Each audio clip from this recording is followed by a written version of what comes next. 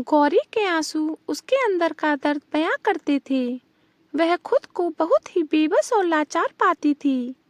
उसके माता पिता भी बहुत दुखी रहने लगे, मगर उसके ऊपर दुखों का असली पहाड़ तो अभी टूटना बाकी था। गौरी की शारीरिक संरचना की खबर उड़ते उड़ते किन्नर समाज तक जा पहुंची थी। आज शर्मा जी के यहाँ बड़ी ही रौनक लगी हुई थी। कई वर्षों बाद पोता होने की खुशी में जोरदार पार्टी दी गई थी। मैं पहुंची तब तक बच्चे का नामकरण हो चुका था। मुझे देखते ही मिसेस शर्मा बड़े ही प्यार से मुझसे आकर मिली। अरे संजना, कितनी देर कर दी आने में। मैं कब से तुम्हारा इंतजार कर रही थी।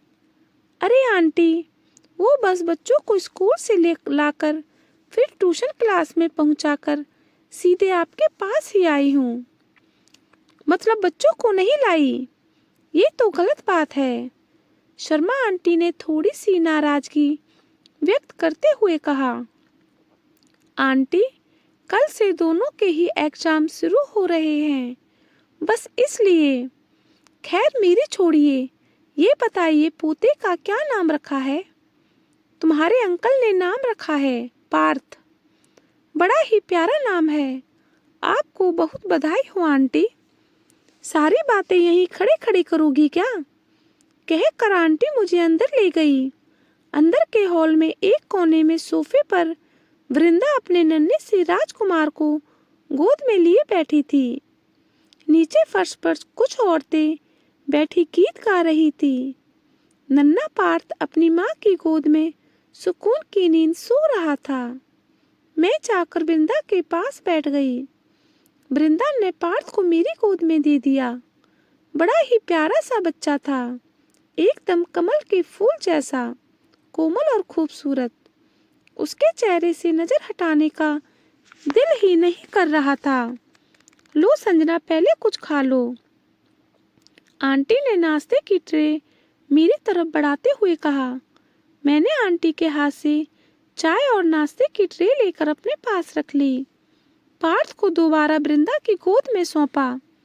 मैंने चाय का घूंट भरा ही ताकि शाम बाहर से थोड़ा शोर शराबा सा आने लगा। बधाई हो, पोता हुआ है, पोते की बधाई लेने आए हैं। मैं और सभी औरतें समझ गए कि बाहर हिजड़े आ गए हैं। खैर, क्यों आते ना भला, उनका तो काम ही यही है। तभी शर्मा आंटी बाहर से आई और बोली, संजना, बाहर हिजड़े आए हैं, तुम वृंदा और मुन्नी को लेकर बाहर आ जाओ। मैंने झट से अपनी चाय खत्म की, बच्चे को गोद में लिया और वृंदा के साथ ही बाहर आकर कुर्सी पर बैठ गई। हिजड़ों की सरदार बुलबुल ने अपनी टोली को गाने का हुक्म दिया। उसकी टोली में उसके अलावा 4 और लोग भी थे। एक ढोलक बजाने वाला लगा, दूसरा हारमोनियम बजाने लगा, बाकी के दोनों ने नाचना शुरू किया। बुलबुल अपनी टोली के पास वहीं एक कुर्सी लेकर बैठ गई। नाचने वाले दोनों हिजड़ों में से एक को देखकर मुझे ऐसा लगा जैसे मैंने उसको कभी कहीं देखा है। बड़ा ही जाना पहचाना सा चेहरा लग रहा था। बुलबुल उसे बार बार बीच में टोक भी देती थी। ए चांदनी, ठीक से ठुमका लगा, नहीं तो ये सेठानी रुपया देने में चिकचिक करेगी। बुलबुल की बात सुनकर ढोलक वाला ढोलक की थाप और तेज कर देता है और दोनों हिजड़े पहले से ज्यादा फुर्ती के साथ नाचने लगते हैं। हिजड़े अपने नाचने गाने में लगे हुए थे। सभी औरतें आपस में हंस हंस कर नाच गाने का आनंद ले रही थी, मगर मेरा ध्यान बार बार उसी एक बात पर चला जाता कि आखिर मैंने उस हिजड़े को कहाँ देखा है। तभी एक धुंधला सा चेहरा याद आया। कहीं ये गौरी तो नहीं। मैंने अपने आप से सवाल किया, मगर इसका नाम तो चांदनी है। मेरे मन के एक कोने में हुदेड़ बुन चल रही थी। नाच गाना जब खत्म हुआ तो बुलबुल ने बधाइयां गाना शुरू कर दिया। जैसे ही उसने बधाइयां गाना शुरू किया, शर्मा आंटी एक थाली में चावल, फल, सुहाग का पूरा सामान इत्यादि लेकर आ गई। बुलबुल ने थाली लेकर गाना गाते हुए सारी सामग्री विंदा की गोद में डाल दी और उसके सर पर हाथ रख आशीर्वाद देने लगी। लाओ सेठानी जी, पूरे 51,000 रुपये लूंगी। पोते की बधाई। बुलबुल ने अपने दोनों हाथों से ताली पीटते हुए कहा। अरे बुलबुल, 51,000 तो बहुत है। मैं 21,000 से 1 रुपया नहीं दूंगी। शर्मा आंटी ने कहा। हाय, कैसी बातें करती हो? बड़ी मिन्नतों के बाद तो चांद सा पोता घर आया है और तुम हो कि कंजूस बन रही हो। अरे बुलबुल, मान जा, आजकल थोड़ा हाथ तंग है, फिर कभी कुछ हो तब ले जाना। शर्मा आंटी ने मिन्नत की। देखो सेठानी, हमें मत सिखाओ। हाँ, बुलबुल की दुआ लगे, तेरा मुन्ना 1000 बरस का हो, मुन्ने की बलाई ले लूं, भगवान मुन्ने को 1000 वर्ष की नींद दे। हिजड़ों की दुआ कभी भी खाली नहीं जाती। अच्छा अच्छा, ठीक है, दे दूंगी। आंटी को पता था कि बुलबुल से पीछा छुड़ाना मुश्किल ही नहीं, नामुमकिन था। मैं वृंदा और मुन्ने को अंदर लेकर आ गई। अंदर आने के बाद भी मेरा मन कहीं उलझा हुआ था। तभी किसी ने पीछे से मेरे कंधे पर हाथ रखा। संजना, कैसी हो? एक मर्दानी सी आवाज सुनकर मैंने पीछे मुड़कर देखा तो चांदनी मेरे पीछे खड़ी थी। तुम गौरी हो ना? मैं सहसा पूछ उठी। हाँ, मैं गौरी ही हूँ। मैंने तुम्हें देखते ही पहचान लिया था।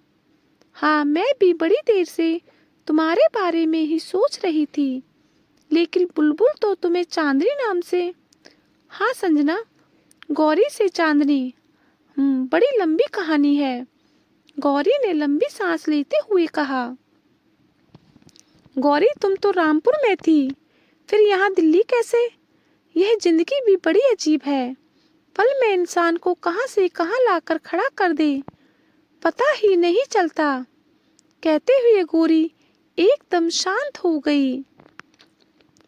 मैं गौरी के चेहरे की तरफ देखने लगी। गौरी के चेहरे पर वही भोलापन आज भी बरकरार था जो कभी बचपन में हुआ करता था। एक ही स्कूल में पढ़ते थे हम दोनों। गौरी का घर भी मेरे घर से कुछ ही दूरी पर था। गौरी के पिता की बर्तनों की दुकान थी और मेरे पिता पेशे से वकील थे। एक ही स्कूल होने के कारण हम दोनों अक्सर साथ में स्कूल आना जाना करते थे। गौरी बड़ी हंसमुख और सरल स्वभाव की थी।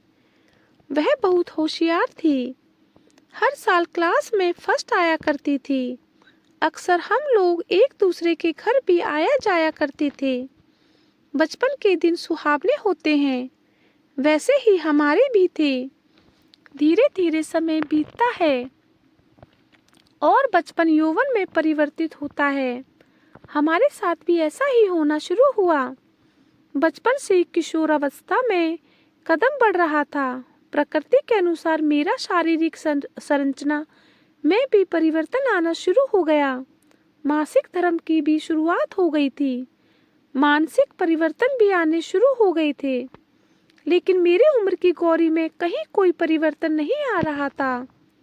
उसका बस कद ही थोड़ा बड़ा हो रहा था, वरना वक्षस्थल का उभार या मासिक चक्र जैसा कोई भी लक्षण शुरू नहीं हुआ था। मेरा कोमल मन अक्सर इन बातों को सोचता था। कभी कभी तो गौरी से पूछ भी लिया करती थी, गौरी, तुम्हारा पीरियड्स कब आता है? गौरी, पीरियड्स, ये क्या है संजना? गौरी बड़ी ही मासूमियत से पूछती। उसका जवाब सुनकर मैं भी चुप हो जाती। जब मैंने माँ को गौरी के बारे में बताया तो उनके चेहरे पर एक शिकन सी आ गई। उस वक्त मुझे समझ नहीं आया कि माँ आखिर क्यों चिंतित हो रही है, लेकिन धीरे धीरे कुछ महीनों बाद मोहल्ले में खबर फैलने लगी। आस पड़ोस में गौरी के बारे में चर्चाएं होने लगी। मोहल्ले में गौरी को हिजड़ी कहा जाने लगा। गौरी के पिता परेशान रहने लगे। धीरे धीरे गौरी के पिता ने उसका स्कूल जाना भी बंद करा दिया। गौरी खुद भी बहुत चुप चुप रहने लगी। अब वह किसी से भी ज्यादा बात नहीं करती थी। सिर्फ एक मैं ही थी जो गौरी के पास जाया करती थी। मुझे याद है वो घंटों मेरे पास बैठकर रोती रहती थी। संजना, भगवान मेरे साथ ही ऐसा क्यों कर रहा है? क्यों उसने मुझे तुम्हारे जैसा नहीं बनाया? एक दिन दोपहर का समय मैं स्कूल से वापस आ रही थी। तभी देखा कि गौरी के घर के बाहर बहुत भीड़ लगी हुई थी। उसी भीड़ में मैंने अपने माता पिता को भी खड़ा देखा तो घबरा गई। सारा माजरा समझ आने में देर नहीं लगी। गौरी के माता पिता को जिस बात की फिक्र थी, आज वही हुआ था। किन्नरों का एक झुंड गौरी को लेने आया था। गौरी घर के अंदर बंद थी। मेरे पिता किन्नरों से कानूनी प्रक्रिया के तहत कार्रवाई करने की मांग कर रहे थे, मगर किन्नर या हिजड़े अपनी बात पर डटे हुए थे। उनका तर्क था कि गौरी उनके समाज का हिस्सा है, वो उसको ऐसे कभी भी नहीं रहने दे सकते। बात जब तक ज्यादा बढ़ने लगी तो बाबूजी ने पुलिस को बुला लिया। पुलिस के आने से उस समय तो मामला शांत हुआ, मगर बात अब कोर्ट तक जा पहुंची थी। मेरे पिता ने गौरी के पिता की तरफ से वकालत की। कई महीनों तक कोर्ट के मुकदमे की कार्रवाई चली। आखिरकार कोर्ट ने भी अपना फैसला किन्नरों के पक्ष में सुनाया। गौरी और उसके माता पिता की रही सही उम्मीद भी टूट गई। फैसले के अगले दिन फिर से किन्नरों का झुंड गौरी के घर आ पहुंचा। गौरी डर के मारे अपने घर के अंदर छुपी हुई थी। गौरी के माँ बाप रो रो कर उनको रहम की भीख मांग रहे थे, मगर उनको उनकी किसी भी बात का कोई असर नहीं हुआ। आखिरकार किन्नरों का झुंड गौरी को उसके घर से खींच कर ले गया और पूरा मोहल्ला तमाशा बीन बनकर देखता रह गया। संजना, संजना कहाँ खो गई? आंटी की आवाज से तंद्रा भंग हुई। आंटी हाथ में पैसे, मिठाई और कुछ कपड़े लिए खड़ी थी। गौरी अब भी वहीं बैठी हुई थी। गौरी, तुमने बताया नहीं, तुम यहाँ कैसे पहुंची? मैंने गौरी से फिर पूछा। संजना, उस दिन घर से जब किन्नर मुझे ले आए तो बहुत दिनों तक मैं रोती रही। मन में सोचती थी यहाँ से वापस अपने घर कैसे जाऊं, लेकिन उन लोगों से भाग पाना मुश्किल ही नहीं, नामुमकिन था। धीरे धीरे उन्होंने मुझे नाचना गाना सिखाना शुरू कर दिया और मुझे अपने साथ लेकर जाने लगे। मैं शर्म और घुटन के मारे जी भी नहीं पा रही थी और मर भी नहीं पा रही थी। एक जिंदा लाश की तरह हो गई थी। वहां जो किन्नर की सरदार थी शबनम, वह मुझे बहुत समझाती थी। वो कहती थी कि देख बेटा, तुझे लग रहा होगा कि हमने तेरे साथ ज्यादती की है, मगर ये समाज बहुत बुरा है। तू आज कम से कम ऐसे लोगों के बीच तो है जिनका दर्द बिल्कुल तेरे जैसा है। यहाँ सब तेरे जैसे हैं। यहाँ कोई भी तुझे ताना मारने वाला नहीं है, मगर वो समाज जहाँ से तू आई है, वो तुझे और तेरे माँ बाप को जीते जी मार डालता। वो समाज तुझे कभी नहीं अपनाता। समाज के तानों से तंग आकर या तो एक दिन तू खुदकुशी कर लेती या फिर तेरे माँ बाप। शबनम की बातें मुझे तीर की तरह चुभती थी। मुझे लगता था कि मेरे माँ बाप मेरे लिए तड़प रहे होंगे। ऐसा कुछ नहीं होगा जैसा शबनम कहती है। लेकिन संजना, एक दिन मेरा ये भ्रम दूर हो गया। करीब 1 साल बाद मैं एक शादी में गई। मुझे जाना ही पड़ा और कोई चारा भी नहीं था। वहां जब मैं बाकी किन्नरों के साथ नाच रही थी तो मेरी नज़र मेरे पिता और भाई पर पड़ी। उन दोनों को देखकर मेरी खुशी का ठिकाना नहीं रहा। मैं लपक कर उनके पास मिलने जाने लगी, मगर तभी मेरे पिता ने आंखों में आंसू भरकर अपने दोनों हाथों को जोड़कर मुझसे दूर रहने का इशारा किया। मैं समझ गई कि शायद वो मुझसे अपनी बेटी बताकर समाज में अब और शर्मिंदगी उठाना नहीं चाहते हैं।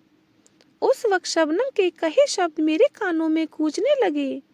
सच ही तो कहा था उसने कि अब उस समाज में उसका कोई नहीं है। शबनम की नज़र भी मेरे पिता और मुझ पर पड़ चुकी थी।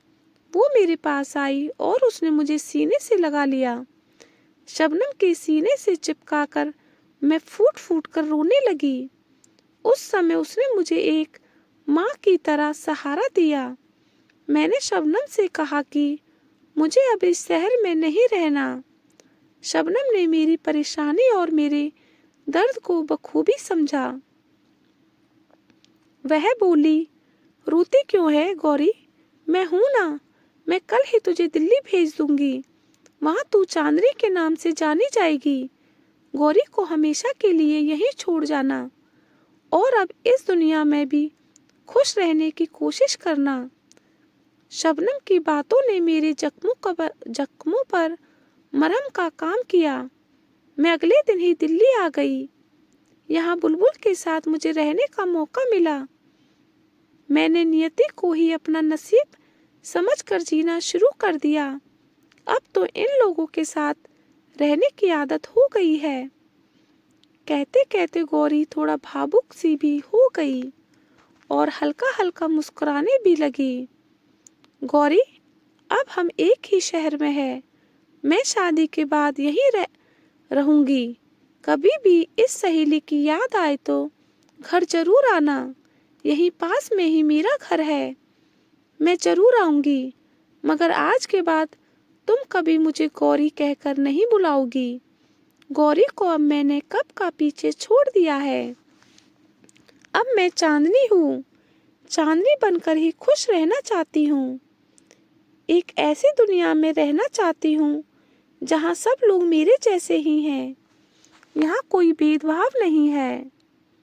सब अपनी अपनी जिंदगी खुशी खुशी जीते हैं। शर्मा आंटी ने उनको रुपये देकर विदा कर दिया। जाते जाते गौरी ने मुड़कर पीछे देखा और हल्की सी मुस्कुराहट छोड़कर चली गई। मैं दरवाजे पर बुत बनकर खड़ी रही। दोस्तों, लाइक करें, सब्सक्राइब करें, शेयर करें, कमेंट्स करें। Thank you.